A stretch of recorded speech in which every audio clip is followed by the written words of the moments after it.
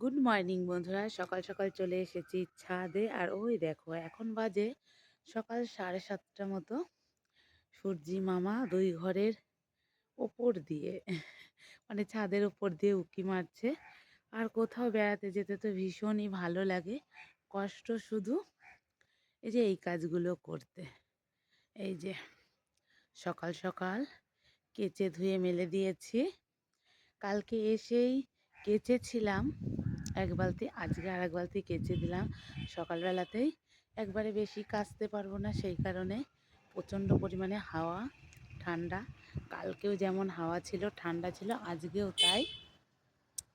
তাই ভাবলাম অল্প অল্প করে কেচে দিই। আর শীতের দিনে কোথাও যাওয়া মানে ডবল জামা কাপড় হওয়া। বেড়াতে যেতে ভালো লাগলেও বাড়ি আসার পরে এই কাজগুলো করতে আর ভালো লাগে না।